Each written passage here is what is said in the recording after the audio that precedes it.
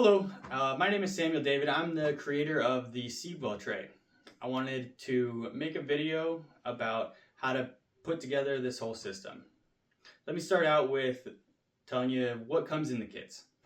So with the startup kit, it's everything you need to have just one single tray and get you going completely. What comes in it is going to be a Seedwell tray, a capillary mat, two 90-degree fittings, one straight fitting, a swivel drain holder,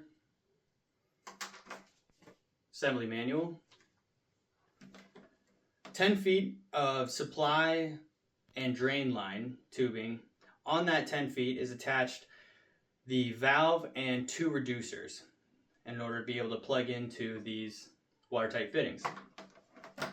And then of course you'll receive a submersible pump. If you were to also buy an extension, let me show you what you get. So the extension comes with a Seedwell tray, another capillary mat. It comes with either of the two fittings. So if you get a horizontal extension, you receive two straight fittings. If you buy a vertical extension, you receive two more 90-degree watertight fittings. And then you receive 2 feet of rigid pipe in order to connect your trays.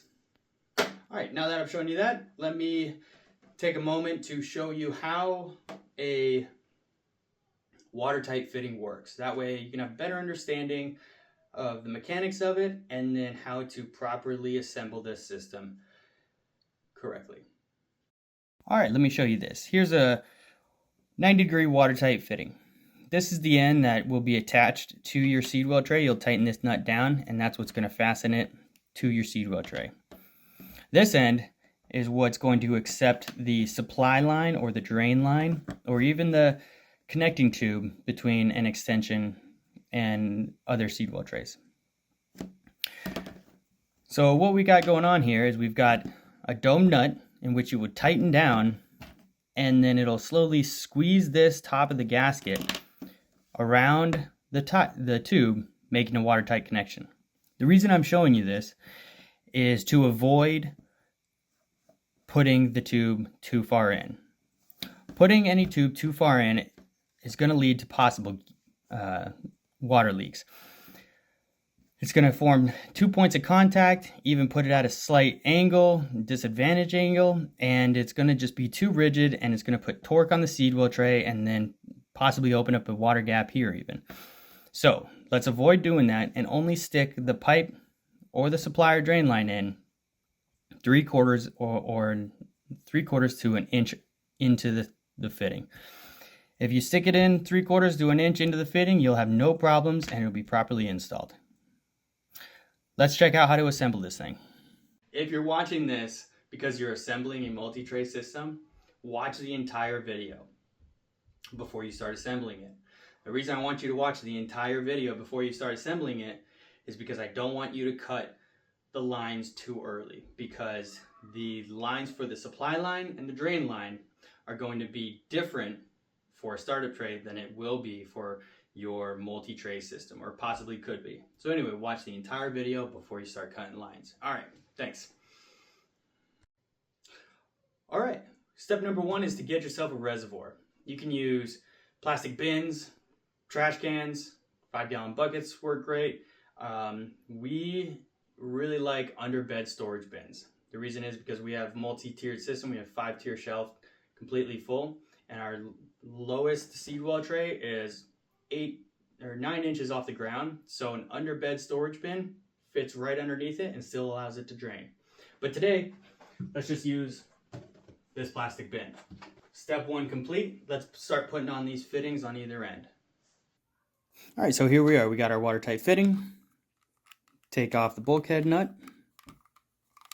We've got our gasket there. We're going to leave that there on the outside. Insert it in and thread on the nut. Just do it finger tight and get it somewhat in the correct position. So in order to tighten it, I gotta go this way. So I'm leaving it here, making this finger tight. Then I'm gonna hold that nut, crank down on it. So still pretty loose. What I do then is I turn both of them at the same time, then hold that nut, crank down on it again. Still not tight enough. Turn both of them, or loosen it up and turn the nut so it ends in a different position. Hold it again and crank down on it. So you want it tight. There we go. We got it pointed straight down and we got it tight. Now I did this side my way. I'm going to do the other side the way that my wife does it. Let me show you that. All right, what my lovely wife does is she grabs a pencil and then she ends up making an alignment mark on this bulkhead nut. Now she makes her alignment marks on the points, and only make your alignment marks on the points. Don't make them in the middle. So now that we have that understanding, let's fit it up. Grab your nut and your fitting, and again, just make it finger tight. Okay, and once you got it finger tight, see this gap right here? And you see which way the nut is moving? When you want to tighten it up, we're just going to jam it up with that pencil. Jammed in there, and now you no longer have to hold the nut, and you can really crank down on this fitting so you know exactly where it's going to end up when it's super tight. So now that I got it super tight, this fitting is pointing straight up, and we see this point right here is pointing in the same direction. So there's our alignment mark. All we got to do is make that alignment mark, and we know now that when we loosen it up, we find that alignment mark right there, and we put it in the 6 o'clock position. And when we tighten it up, you can also just use the pencil again, jam it up, and that's going to stay in the 6 o'clock position. So when we tighten it up, it ends up in the perfect 6 o'clock downward position.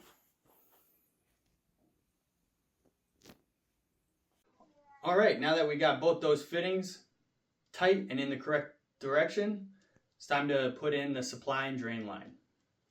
The supply and drain line comes, like I said, all in one 10-foot length. The reason I did that is so that you can customize and make the supply or the drain line at different lengths and to fit your needs so that you can place your pump and reservoir wherever you need it to be.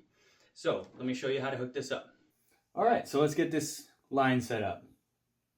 I've chosen this side to be the supply line, or the supply side. So the water is going to come up, run across, drain down on that side. Now, because it's draining on that side, I'm also choosing to put the reservoir over there. The system is going to drain the best if the drain line has the shorter amount of run in it. It works much better to have that long run under pressure, being pressurized by the pump, than having that water drained by gravity and having that long run. So that's the reason why I've done it this way. Now, hooking this up, you'll also want to think about how you want your line to run. I want my line to run from the reservoir, or from the pump in the reservoir, underneath, behind this leg, and up to it. So that's exactly the same line we're going to take. Run it behind there, and up and around. Okay, you loosen up this dome nut, insert it 3/4 of an inch into the fitting, tighten it up. Doesn't need to be super tight. Put it in, and we're all set here. Let's close up this valve, and we'll go over to the drain side. And same routine over here. We're gonna think about how we want it to run, and I want it to run behind this leg and up into this fitting. Put it in 3/4 of an inch, tighten it down.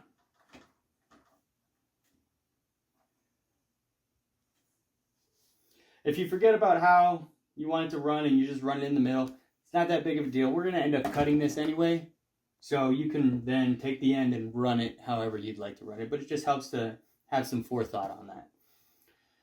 Now that we've got it both sides connected, we'll put our pump inside the reservoir.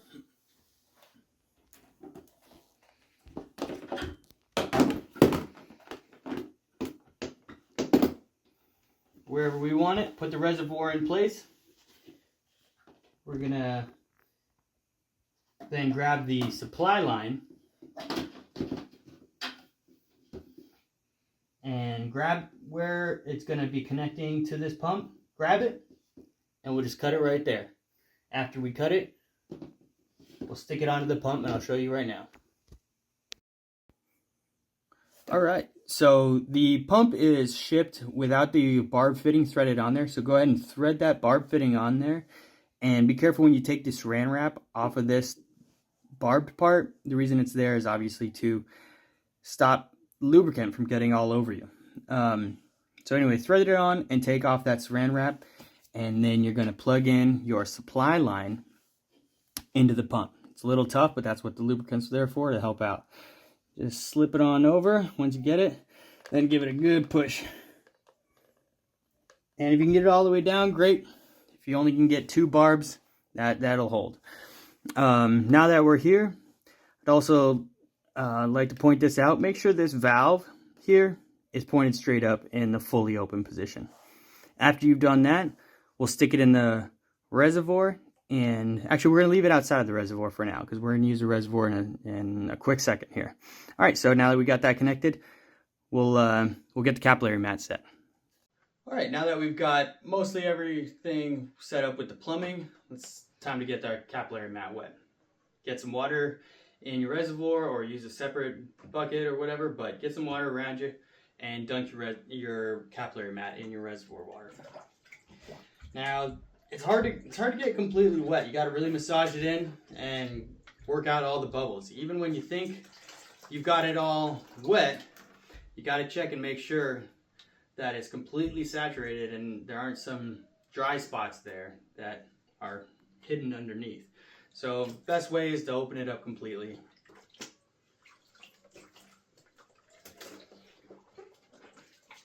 And massage it in.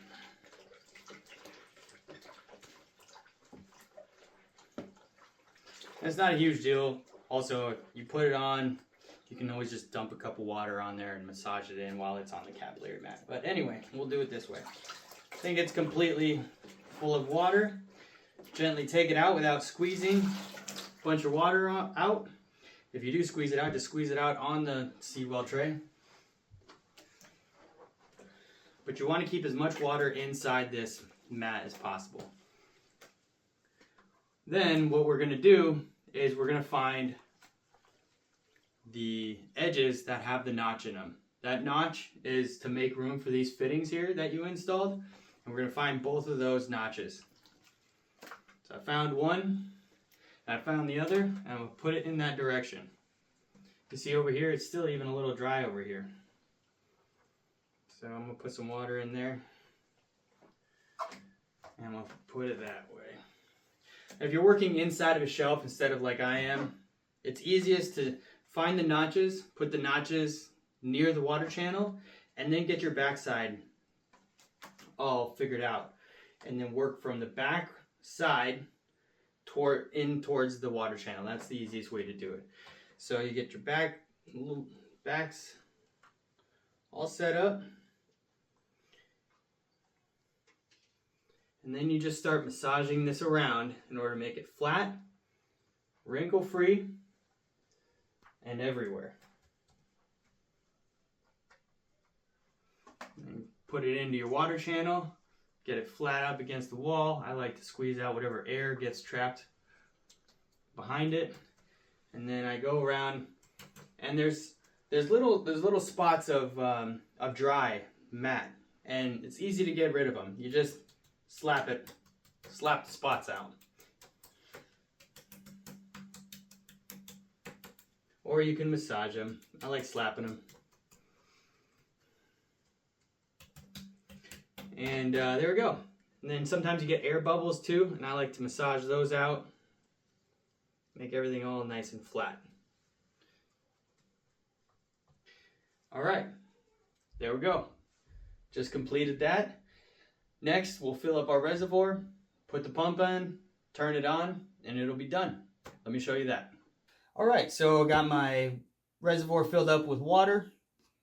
I've got my pump here already with the supply line attached I'll do it on the outside here before I put it inside where it's a little harder to see, but what we're going to be doing here is we're going to first clip on the swivel drain holder onto the supply line, and that's what's going to, and see how this swivels, so that way you can clip on your drain and not have it slip away and start draining out into your grow room or wherever you're doing it at. So that's what it's going to look like in there. I'm going to put that in there right now.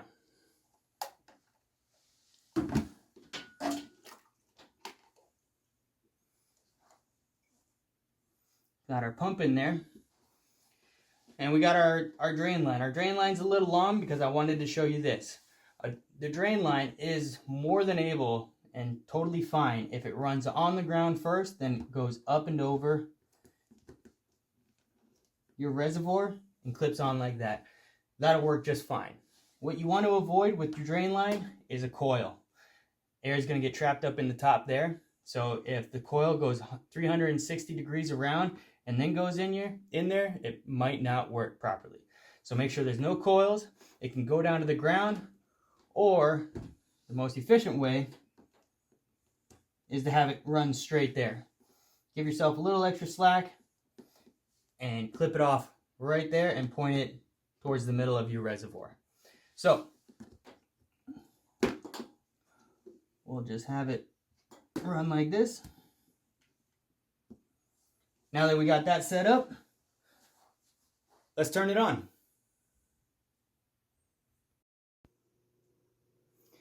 All right, so I've got the pump plugged in. It's on. You can hear it. All you do is plug it in. There is no on switch. So it's plugged in. Come over here to our valve and open the valve. We're going to open it until either we hear draining or the water channel is halfway filled up. Right now it's filled up. Let me turn it off and check if I hear draining. All right, I hear draining. So we can turn it back on. I'm going to turn it on about half, so go full and then dial it down. We want the amount of water coming in to match the amount of water going out. This pump is sized too big for this setup. The reason being, you can add extensions and even add completely whole different systems that branch off of this one and still play off of the same pump. So water is slightly rising, so I'm going to dial it back a little.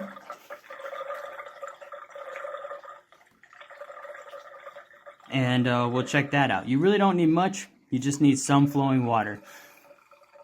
You can hear that drain sound. You can also play with this valve, and you'll get to a place in which that drain becomes very, very quiet. You can dial it back and back until that drain becomes very, very quiet.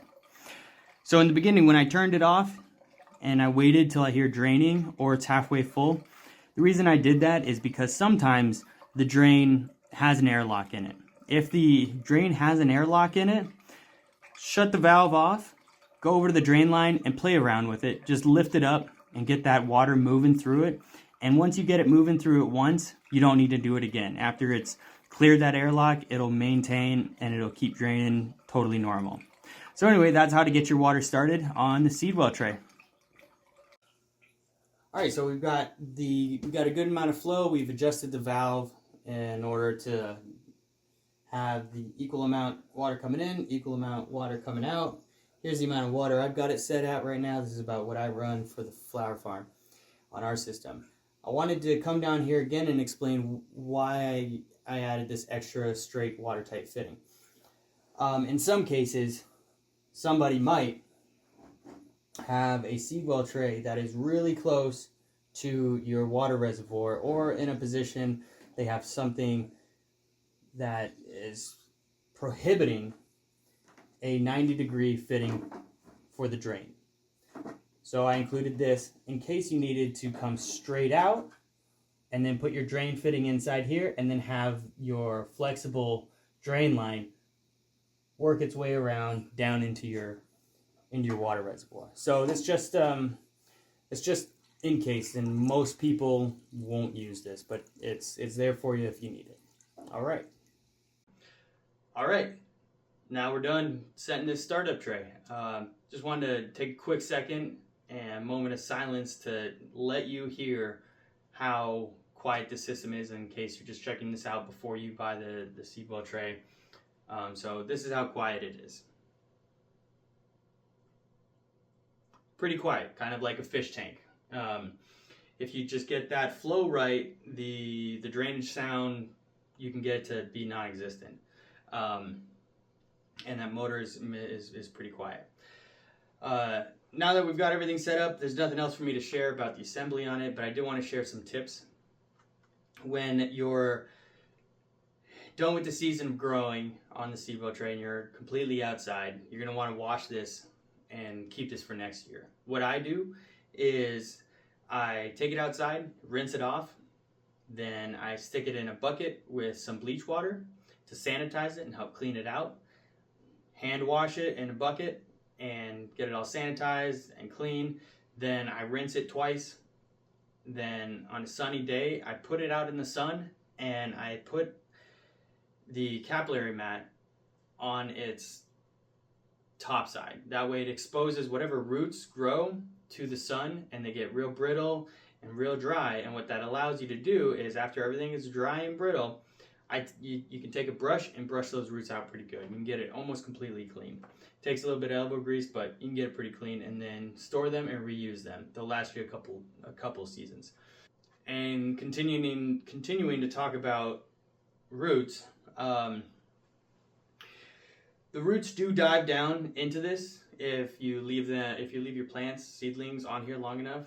Some of them grow really fast roots and they'll dive down quick. Some of them take a while, but eventually roots will dive down into this, and they love it in here. They grow really good in here. We like to do something called what we call root training, and we just lift up our trays every once in a while, maybe once every 2 weeks. I don't know, I don't keep track of it, it's just whenever I think about it. But I lift it up, that way it breaks the roots and forces them to spread their roots throughout that cell with the soil. That way it fully, gets that cell full of roots, and when you take your plug out, it's a nice plug. Now, how to put your containers on this Seedwell tray. The soil in your containers need to be very wet. Get them very wet. We use 72 cell containers, 72 cell trays, and we dunk the whole tray in water, not past the top, but just get the whole bottom wet, and then we put it directly on the mat. What that allows to happen is where the water in the container is so full of water that when you put it on the mat, it starts to drain into the mat. And when it starts to drain into the mat, that establishes a water column. It's going to drain completely out, leaving the soil moist and not waterlogged, but still with a water column in it. So that way when the plants pull water out, then the dirt will then pull water out of the capillary mat, and the cycle will just continue automatically. So again, make sure your water is overly saturated before you put it on the mat. You can either do that by dunking it in or just overly top watering them. The next thing, if you do have a dry cell in a 72 cell container or 128 or whatever it be, if you do have a dry cell, all that means is that the soil in the bottom of that cell isn't pushed all the way down. So go ahead and push it all the way down so that it gets to the drain hole and has access to this mat, and then overly top water that cell to establish that water column, and you'll be all set to go. All right, another thing, you can use heat mats. They work good on this. If you're growing outdoor in a greenhouse or high tunnel, you're probably going to need to use heat mats, and you're going to wonder if you can use the heat mats on the Seedwell tray. You can. They don't distort it. It doesn't get hot enough to distort it or melt it, and they fit perfectly underneath these Seedwell trays. The heat that has no problem coming through the plastic and the capillary mat into your soil. I saw average around 25 degrees change in temperature of the bottom of the soil in my 72 cell tray. So heat mats definitely work. And that's all the tips and tricks. There's a lot of more information on my FAQ page and on all the Facebook posts. Really great questions. But anyway, that's it. We're done here setting the startup tray. I'm gonna continue on and set up an extension. But if you just have a startup tray, go and enjoy your Seedwell tray. And thank you for your purchase. Really appreciate it. And have a great day. All right, so we just completed setting up a startup kit. And now I want to go into setting up a startup kit with an extension. The extension I'm going to be setting up is a vertical extension. But anyway, we did the startup, and it's all good information, and most of it's going to be the same. I'll point out where it's not going to be the same and it needs to be different. Mostly the only thing that's different is going to be, how and when you cut the supply line and the drain line. But we're going to leave everything the same. The only thing I'm going to do right now is I'm going to disconnect this drain line over here because that is where the connection tube goes into, and that'll lead down to the Seedwell tray down below. All right, I'll disconnect that and be right back. Since we already watched the startup video, let me kind of reset the setting. We're doing a multi-tray system, and you have just placed all your Seedwell trays in their final location. You have found a reservoir and placed it in its relative final location. And you've got the 2 fittings on the starter tray all set up. Now, if the starter tray was here, and then you had, instead of going down, if you had a horizontal, you would then have a straight fitting connected instead of a 90-degree fitting. So, but since this is a vertical extension, we've got a 90-degree fitting set up. And over there, we still have that 90-degree fitting, and because we just did the startup video, the valve is still connected to it. So anyway, this would be there if it was a horizontal extension. So we've just installed this, and now we've got the rest of the fittings to do. And so that's where we're at to set the scene. So this is pointing downwards towards this one. So now this fitting on this lower Seedwell tray needs to be pointing upwards. And I'm going to install it still using the pencil trick that I went over in the startup video.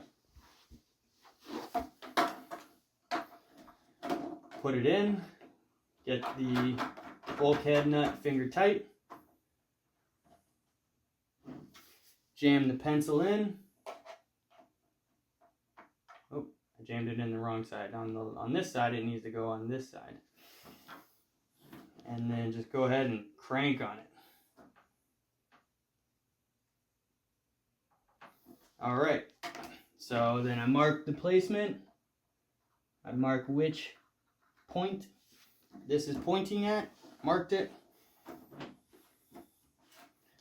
Loosen it up, find my placement mark, that one, and I point it in the direction you want it to go in. So the first time you saw it, the placement marker was pointed in the 6 o'clock position because you wanted this fitting to be pointing downwards. So now I want this fitting to be pointing upwards, so I put it in the 12 o'clock position. And let's see, there it is. And then I put my pencil in there to jam it.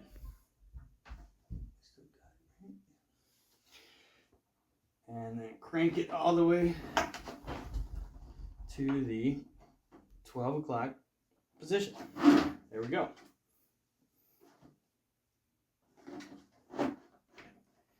All right. Now it's time to get this tube cut to the right length. What we're going to do, we're going to take our tape measure, get a tape measure, and we're going to slightly get these a little tight. These dome nuts, get them a little tight. Then I'm going to measure between the dome nuts. And I've got 14 1/4 inches. What you can do is just add an inch to that, because, or actually you're going to add 2 inches to that. So that way the pipe extends an inch into that one and an inch into that one. So it's 14 1/4, so we're looking to go for 16 1/4.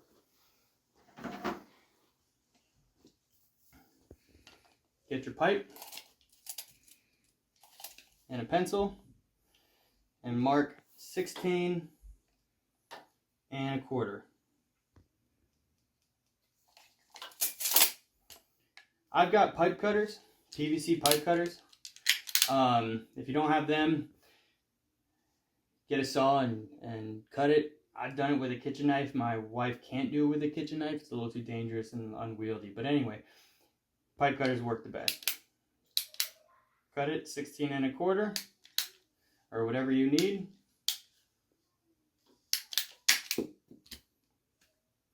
And now we've got 1 inch into that one, and we've got 1 inch into that one. Cut to the correct length. Loosen it up. Loosen it up. I like, whatever.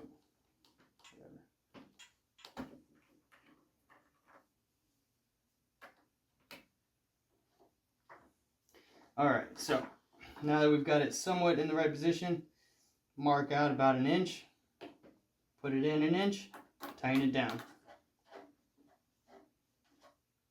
So I just marked it out with my thumb. I wasn't that clear with it, but I raised it up, put my thumb about 1 inch away from the end, and then put it down there, and then tighten it up there. Then this should be in the correct position. Tighten that up. And there you go. Got it all ready. If this was in the horizontal position, you would do the same deal. Measure the distance, tighten up the nut on both ends. Measure the distance between this end dome nut and the other end dome nut. Add an inch, cut it, and insert it there. So now that we know how to cut the connection pipe to the correct length, go through your entire system and cut your PVC, or cut your pipe, your connecting pipe, and put it in there, and get all of your Seedwell trays connected and ready for water to go into. All right, so we just got that connection down pipe assembled over there. We've only got 2 trays, so that's the only one we need, but it's going to take you a little bit longer to assemble the rest if you've got more. But anyway, this is the point at which we're at. We've got the inlet fitting fitted up. We've got those trays connected, the down, then the one going up. This is our last fitting that we need to connect, and it's our drain line. So it being our drain line, we need it to end pointing downwards. So just gonna get that connected real quick.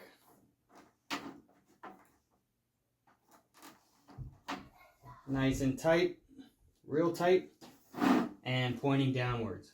Now at this point, in real life, your supply and drain line aren't cut yet.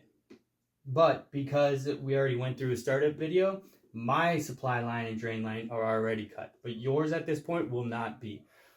So you're just going to follow the steps that I laid out in the startup assembly. Follow those steps and get it cut to the correct length and get it hooked up as I showed you in the startup video. So we've got that drain line hooked up. You're going to now cut your lines to the appropriate length so that there's no coils or kinks or extra line in there. Just whatever looks best and whatever works the best. So you're going to cut it, install it on the pump, and that's where you'll be at right now. All right, so now then we put the capillary mats on. At this point, we've already got this capillary mat on because we've already made the startup tray video. This is the only one left to put on, so let's do that. What I like to do is I'd like to get the edge of the bucket all the way over the Seedwell tray. That way whatever comes out just goes right on there and it doesn't drip on the floor. Just to recap, best to find the notched out corners. So here's a notched out corner. And let's see, here is another notched out corner. And then work your way from the back, get the back situated, and work your way from the back to the front, to the water channel. Again, try not to stretch it, just try and massage the whole thing into place.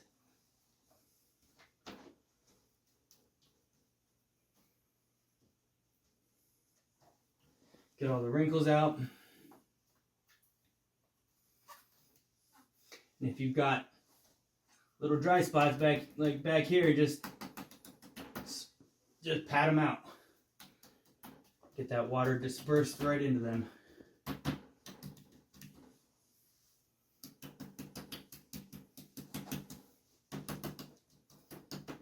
Anyway, okay. Looks pretty wrinkle free. Get the air bubbles out. And you're good to go. So now you're done. You're complete. All right, so now that we've got all of the fittings and the plumbing all hooked up and ready to go, it's time to run through how not to overly fill your reservoir and then also turn on your system. So before I turn it on, I'm going to make a mark on this reservoir, and the mark is going to simulate the very top edge of a reservoir.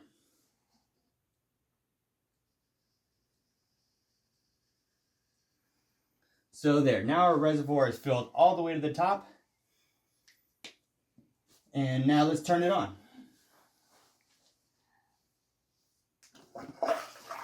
We got the valve all the way open, we got flow.